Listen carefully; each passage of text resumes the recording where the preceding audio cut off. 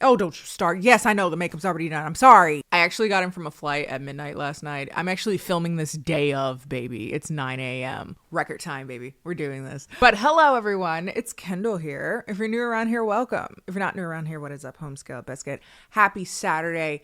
Don't know what Saturday is, and the reason people are upset at me undoubtedly right now is because Saturdays are Bad Movies in a Beat Day, baby, which is the series on my channel where I talk about bad movies while putting my makeup on, but my makeup's already on, and again, I'm filming at 9 a.m. the day of. But you're gonna get a video, baby. Thing about me, I may always film late, but it's always up on time, amen. But yes, like I was saying, I just got in from a flight.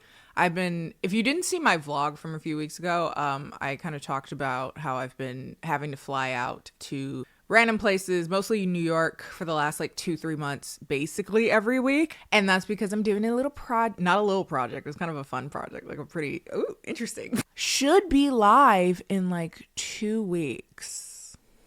So I'll keep you updated. It's very weird. It's very Kennie coded. Like I just end up places. I love my job because who'd have thought that talking about dumb shit on the internet resulted in whatever this is that I'm doing. But yeah, I think that's all the little updates. So we're going to send it over to Ad Roll Kennie. Thank you. Hello, everyone. This is Ad Roll Kennie, and today's video is sponsored by Dr. Squatch. Yeah.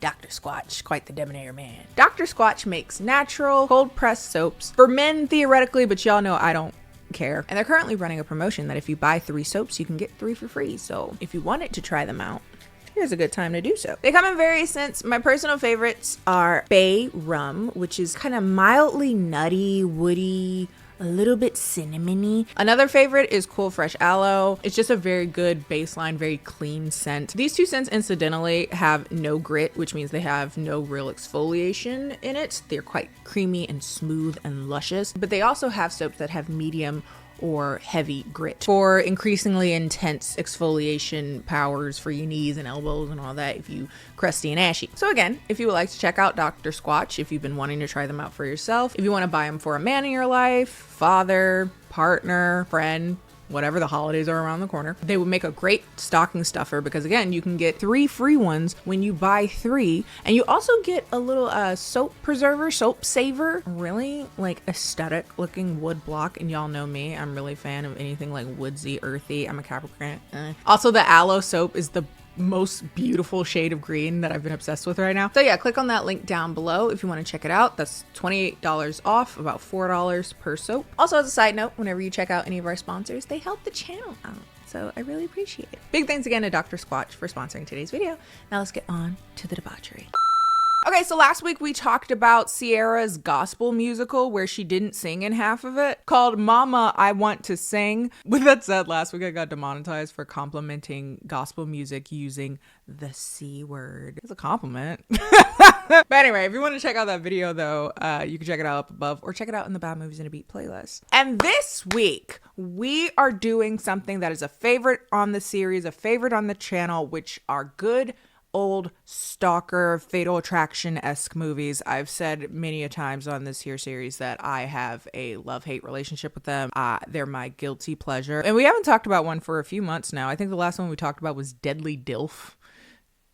Watch the video, I don't have time. And today we are talking about the movie The Perfect Guy, starring Sanaa Lathan, Morris Chestnut, and that light-skinned dude with the pretty eyes, Michael Ealy. Not to be confused with the other Michael Ealy stalker movie, but that's when they're getting stalked by their next-door neighbor. This one, he's doing the stalking, okay? A man who becomes obsessed with a woman who's fresh out of a relationship, who quickly falls for his apparent perfection. Again, it's a movie we've seen various times in various ways on this channel. I love them, again, begrudgingly. I don't know. There's something so like soap opera about them. There's something corny and campy about them. You kind of know where it's gonna go. Pretty formulaic. You know, she's gonna meet the guy, fall for the guy. He's gonna go crazy, and at some point he's gonna get shot or die in some other dramatic way. This movie in no way separates from that formula very much. And as far as these movies go, it's not terrible, but it's certainly not good. I would argue that since Fatal Attraction, this genre has not produced a good movie since. So of course it has everything I need to make fun of it. So Also, it has Morse Chestnut. God, that man has been sexy longer than I've been alive. So far. So sexy, man. Jesus. Have y'all seen Two Can Play That Game? That's the movie I fell in love with him with. I was 6. Should not have been watching that movie, but it was one of my favorites. I haven't watched it in years. I kind of want to watch it now. Ooh, what is her name? Vivica A. Fox. She has like a list of rules on how to get your man back, which I am demonstrably opposed to now as a nearly 30-year-old woman, but it's still camp and it's still nostalgic, so I kind of want to watch it again. He's not in this movie enough for my liking, though. Beautiful skin, great teeth, nice lips. They don't make men 90s fine anymore. What's going on? Oh, well, I did see one in New York, but I didn't trust him because he was Haitian. I'm like, nah, I don't. Real chocolate, nice skin, nice teeth. He was like, hey. Anyway, the movie. Guess we could talk about that. Michael Ealy is never hard on the eyes either, so it's definitely worth watching for those reasons as well. Also, I think he has a producer credit, just as a side note, I noticed on this movie, so there's that. But yeah, without further ado, this is The Perfect Guy, 2015. Our film opens with our main character, Leah, who is again played by Sanaa Lathan, who's in a long-term, generally happy, though unfulfilling, well, I guess you can't be both of those things, an overall unfulfilling relationship with her boyfriend, Dave. I'll fulfill him. And from the outside, they seem to have pretty much the perfect relationship. She has a very successful career doing something, accounts, senator, lobbying, something. I don't know, it sounds important. But one day she ends up locking eyes with a man at a coffee shop. This is Carter, played by Michael Ealy. And for this moment, being that she's still in a relationship, not that that ever stops people in these movies, but being that she's still in a relationship, they have a moment. They lock eyes. You're like, oh, okay. They end up ordering the same thing, a latte that is much too milk heavy. I would be shitting my brains out. But it was cute. They had a connection, some electricity. You know, later that day, she and Dave end up going to a friend's anniversary party, and there's like children there. She ends up seeing Dave interact with children, and people kind of around both of them are like, wow, you'd be a really great parent. Like bringing up something that's been under the surface for them, apparently, through their relationship, which is Dave isn't ready to settle down. He's not ready to get married. He doesn't want to just propose because he feels like he's being rushed into it. And Leah is like, well, I want to have kids. I'm 30. I think she said she was 35, 36, something like that. So like she's running out of time, quote unquote. And because she doesn't want to waste any more of that valuable time, they ultimately decide to break up, even though that's a decision that was very hard for Leah to make. She feels like it's only right considering they want very different things, which, yeah, sucks. But as you imagine, even though she probably did what was best for their relationship, breakups suck. Rest assured that if you are down, here comes some ass that can smell it like a wounded deer in the wild. Leah and Carter end up seeing each other again at a bar. At the time, she was being hit on by this very pushy weirdo, and he was there to kind of shoo the guy away. And so, as thanks, she decides to say, hey, let's have dinner. They have a good time. They talk about how she's now single, a bit about how that came to be. But it's pretty clear that they have chemistry and they hit it off, rather quickly. I mean, we only got an hour and a half, so we gotta move it on. But there's obviously some red flag. Well, obvious to me, some red flags with Carter. They're pretty understated in the grand scheme of things. They don't use music or anything to illustrate that these are a little. The first red flag is that Carter works in, quote, corporate espionage and network protection. Cyber spy is how I understood that. I don't know if it's just me. It's probably me and my trauma from that time I dated a guy who was doing something in computers, and so he constructed bots to look through my live stream to see if I was talking about him. We don't have time. I say all this to say that work in computers and like cybersecurity type shit scare me. And no thank you. Carter gives this whole bullshit about how he gets real satisfaction from protecting people, making them feel safe. Okay. But she's already smitten by this guy. They kiss. It seems like a magical moment. Granted, I read him as quite robotic and weird. But again, it's a movie. We have to see her folly to see how we got here. We all ignore red flags at some point. So later, Another red flag. Despite her not giving him her place of work, her number, he's able to use his IT powers, basically just her name, to find out where she works, her work number. And he's like calling her up and it's like, hey. And she's like, how'd you get this number? He's like, well, I work in IT. And I'm like, "Ugh." But yeah, they're falling fast. They go dancing. They're dancing in slow motion. They in a public bathroom. Gross. Again, wasn't the other movie, the one with Milk Dud. What is his name? Fatal Affair. That was 3 years ago. Fatal Affair with, shit. Omar Epps. Okay, and Neil Long. Shit, couldn't remember neither of their names. Oh, no, they f***ed in a bathroom, yeah? Floor is always wet. It's always so wet. Just sitting on a countertop, and you got, and you, I'm sorry, my pH, the thought of that is, my coochie's going in convulsions, like, oh, God. Ugh. Anyway, they in love.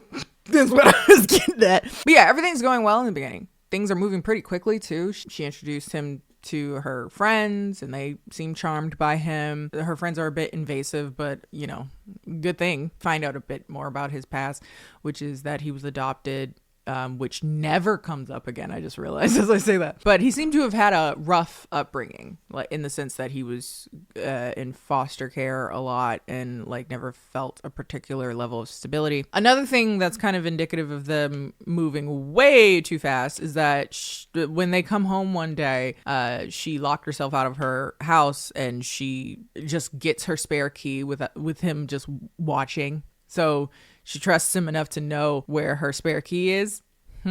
Okay. Nice ass house. She also wants to introduce him to her parents rather quickly too. And again, he charms everyone there. Her father is a big baseball fan, so he like buys front row tickets. He buys flowers for her mom, and he seems to be this very stand-up guy. Like when her parents don't want them to sleep in the same room and she comes in to sneak in there, he's like, no, we're respecting your parents' home. This is their home. So he seems to be this very principled guy, and that's very attractive to her. So like she really feels like he feels different than other people she's dated, and like this seems to be something special.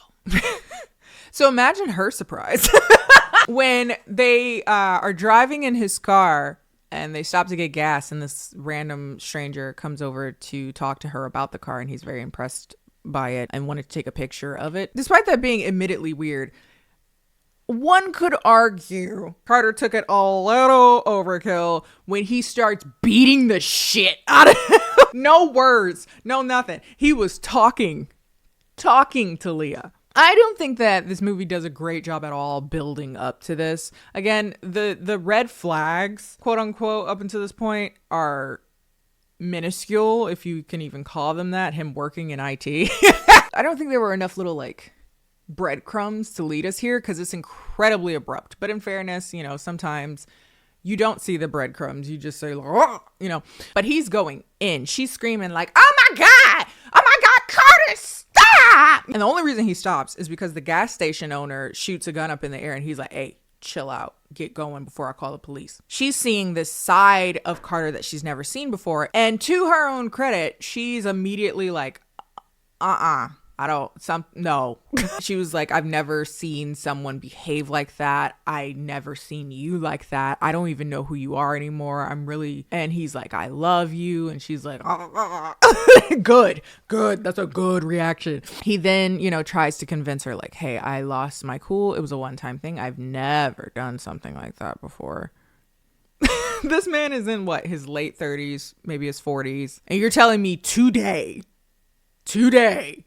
you've done something that at no point at any other point in your life you've done before. Just today, someone talked to me and that just sent you over the edge that had been building up for 42 years. Eat a dick. But she seems to have a generally level view of him as far as like, no, I don't want to talk to you anymore. She's reading it for what it is. She's reading it for violence. She's trying to like figure out how to logistically separate herself from a guy like this, because as you can imagine, there's signs that he's crazy. She tries to take some time to distance herself from him. These type of people don't take that very well. So he shows up at her work. No. He asked her to come to dinner and she's like, no, I'm busy. Why did you come up to my job with this bullshit? Later, she ends up meeting up with her friend who was like, well, maybe it was a one-time. Shut up. Shut up, you dumb bitch. Again, he is in his early 40s. He didn't just randomly snap. He's been snapping. But here she goes. She convinces her to end up going and hear him out. So they have dinner and he's like, you know, I'd never hurt you. And she like, do I? You know, I'd never hurt you. And she like, do I? I want to spend my life with you. You know, I want you to be my wife. I want you to be the mother of my children, dangling the shit that she's always wanted. And she feels like she's running out of time for. But again, she's smart. She's, you know, she might not have seen the early shit, but she see it now. She's like, I don't think I can get past this. And he takes that as well as you'd expect. Nice job, dumbass. I'm sure she won't think you're violent now. Thus commences the, what I like to call as this won't quit sequence of events. Shows up at her house, calls her incessantly, at work, on her cell. He pops up at her favorite coffee shop, bangs on her car window when she refuses to talk to him. You know, very. And now I guess her friends finally get that this is not cute. Thanks. And I don't know, maybe you should like go to the police or something, see what they can do. And then in very realistic fashion, they can't do shit. They're completely useless in any meaningful way in situations like this, in the sense that he hasn't been violent to her. He has not threatened her. So, but you know, we'll be sure to get on that when you die. Anyway, he's like, keep a record of every instance of harassment, every time he calls you, every time he shows up, so that, you know, we can have something to go off of to have some legitimacy for when he does kill you. Sorry, it's not funny. But odds are, he says, you know, people in this situation 9 times out of 10 end up giving up. So let's just hope he does that. But guess what he doesn't do? That. He starts to escalate. He leaves threatening letters. If I can't have you, no one can. And this seems to be her final straw, and she has something tangible that she can give to the police in order to file a restraining order. Because, like, yeah, if I get stabbed with a restraining order, it's like a do-over. It's like a phoenix down. Like, it's just so comically stupid. But hilariously, he is served with the restraining order while he's at a job interview, which was very funny. Camp. Love that. So, as you can imagine, he isn't a fan, and you know he's ready for his revenge because he started doing push-ups. He starts hitting that Kubrick stare. And so his next act, escalating things, is to steal her cat. He breaks into her house and steals her cat. If anybody touched hair on Russet, I would skin you alive. I would rain down hellfire like you've never seen. You would rue the day. I would be your ruination. So the sheer thought of somebody breaking into my house and taking my dog is on sight. Like, sure, he does other weird shit, like drinks out of her dirty wine glasses and licks her toothbrush and sniffs her pillowcases and shit. But the cat goes straight to hell. He also breaks into her computer and gets her phone records, finds her new phone number after she's changed it multiple times. You know, the cat, though, something about that is particularly egregious. And so she's on pins and needles, like, oh my God, he keeps calling me, he keeps showing up. I'm scared. So when she gets an unknown number, she answers it and she's ready to blow. But this unknown number is actually from Dave. He had gotten her new number from her friend and he wanted to reconcile and maybe start over. He missed her. You know, that's how this goes. And they meet up and decide to give their relationship another chance. But guess who ain't gonna like that? Give Fluffy back or I will rip the teeth from your skull. So while I'm at dinner with Dave, here comes Carter into the restaurant and she's visibly upset. She tells Dave, like, that's the guy that I was dating right after you and he's scary. He's stalking me. And so Dave goes over to make it clear that he will not allow Carter to intimidate Leah anymore. I'm here to protect her. Like, he threatens him. Carter calls him a pussy for not stepping up in his relationship with Leah. You know, how do you know she's over me? You know, taunting him. After this, Carter ends up in police custody for technically violating the restraining order. And Carter has this like anime villain smugness about him. You know, I left as soon as it came to my attention that Leah was there. And if anyone should be able to file a restraining order, against someone, it's me. Against Dave. The cop is then like, you better leave that woman alone, because, you know, I'm going to do something about it or whatever. Which they don't. And Carter doesn't stop either. He's still on his weirdo shit. He breaks into her house again, this time to put cameras in there, only to be caught by her nosy neighbor that pops up periodically. Up until this point, she wasn't important until right now when she dies. Sorry. Never mind. You know, I was keeping an eye out for her. She dead. Oh, dead. Oh.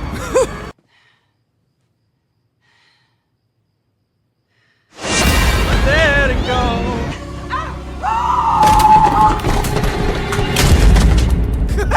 Oh, sorry.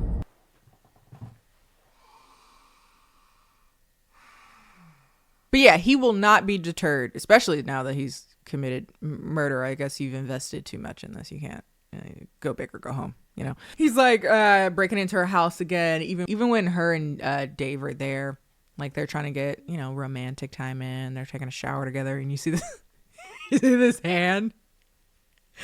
And it's not supposed to be funny, but it is. I'm sorry. Obviously, Leah's noticed that her cat is gone, but her cat has a history of like popping out of the house and then coming back, so she's not super concerned about it. She does get more concerned as more time goes on, and there ends up being posters of her and her cat in like a lost cat photo all around the neighborhood, and that's when she realizes that motherfucker got my cat. She goes to the police, has the flyers in hand, and they're like, yeah, we're working on it. We're working on it. But they say that as they've been researching him, they have gotten some information about him, namely that he had changed his name several years back. His name isn't Carter, it's something else, who cares, but he changed it in 2003 legally. So things are just not going great. And now when she comes back home, finds out that the neighbor's dead. She's been dead for about a week at this point. Rip. And if things couldn't get worse, that bitch done recorded her and Dave having sex and sent it to her job via her email. Sent it to senators, sent it to clients. This is a side note,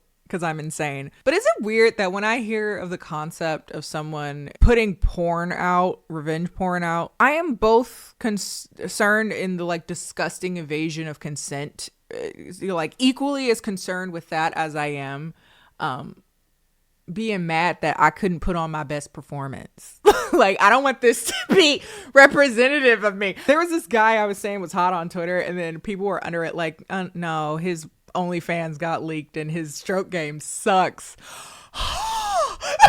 Imagine getting violated by people putting your shit out there and getting violated because people say your stroke game trash. The least you could do is let me know that I'm putting on a performance. But with that said, because her job apparently is full of a bunch of idiots, they're like, well, obviously, you know, this is looking bad on you, even though it was obviously taken without your consent or knowledge and sent via your account because you were hacked. But, you know, we don't care about the semantics. You're definitely in bad standing now at work. But meanwhile, Carter's still very busy. He has a lot on his plate. And he ends up sabotaging Dave's car so that he crashes. And though Dave survives the crash, it won't be for long.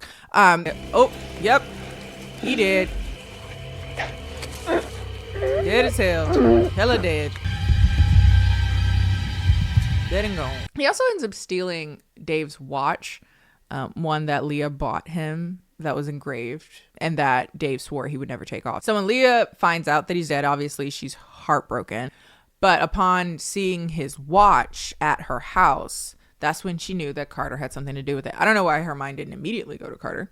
I feel like too many people around me dying. So again, she goes to the police. He killed Dave. And y'all still can't do shit. And he's like, we need evidence. He's put cameras in my house. He's hacked into my work email. Like, hello, what are y'all here for? There's also this whole, like, one of the reasons why these are guilty pleasure movies, there's always this tendency to really, like, demonize mental health shit, which I've complained about ad nauseum in these types of movies. Something about being bipolar, but again, annoying. Like, I know bipolar people who aren't serial killers, but yeah, the cop is like, yeah, we don't have any proof of any of this, and so I can't just go and arrest him until I have some evidence. But apparently they do have enough information to interrogate him a bit.